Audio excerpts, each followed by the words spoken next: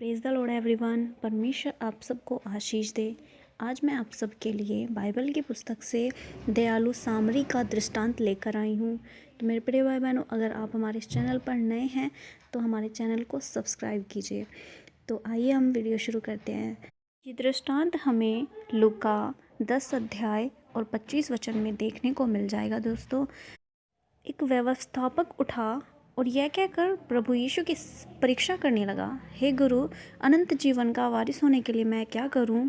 प्रभु ने व्यवस्थापक से पूछा कि व्यवस्था में क्या लिखा है, तू कैसे पढ़ता है? उसने उत्तर दिया प्रभु को, तू अपने प्रभु परमेश्वर से अपने सारे मन से, सारे प्राण, अपनी सारी शक्ति और अपनी सारी बुद्धि के साथ प्रेम रख और अपने पड़ोसी से अपने समान प्रेम रख। उसने उससे कहा, तूने ठीक उत्तर दिया, यही कर तो तू जीवित रहेगा।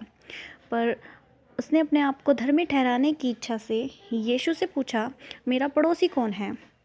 यीशु ने उत्तर दिया, मनुष्य यरूशलेम से यरीहो को जा रहा था कि डाकुओं ने उसको घेर कर उसके कपड़े उतार लिए और उसे मार पीट कर अधमरा कर छोड़ कर चले गए।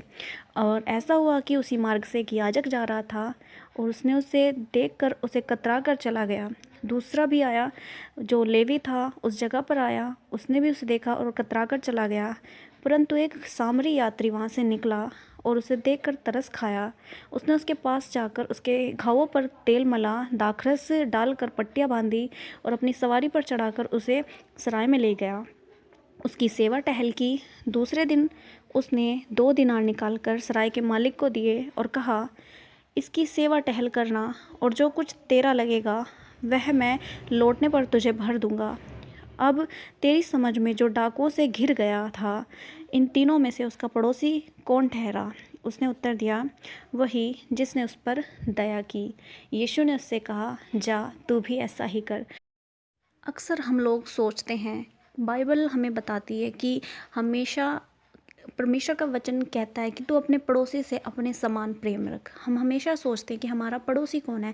तो मेरे प्रिय भाई बहनों, हर एक जो हम जिससे मिलते हैं, हम रास्ते में हैं, अगर हम उससे मिले तो एक तरह से वो हमारा पड़ोसी है, क्योंकि परमेश्वर ने कहा है कि हर एक से अपने समान प्रेम रखो। जैसा मैं चाहती हूँ या जैसा आप चाहते हैं कि कोई आपके साथ बर्ताव करे, वैसा ही आपको भी उसके साथ बर्ताव करना चाहिए, ताकि परमेश्वर का इसका आपको प्रतिफल दे।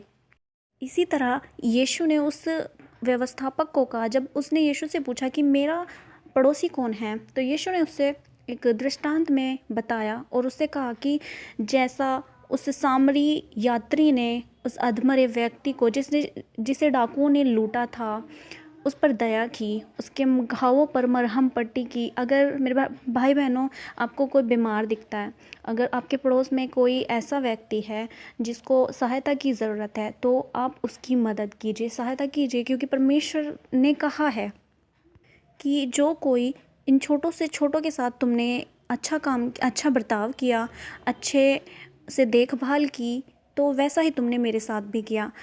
वचन हमें ये बताता है कि अगर हम किसी छोटे से छोटे के साथ अच्छा काम करते हैं, भलाई करते हैं उसकी, और उसके हित के लिए हम सोचते हैं, तो हम वैसा ही परमेश्वर की दृष्टि में बने रहते हैं। हमारा धर्म परमेश्वर की दृष्टि में बना रहता है।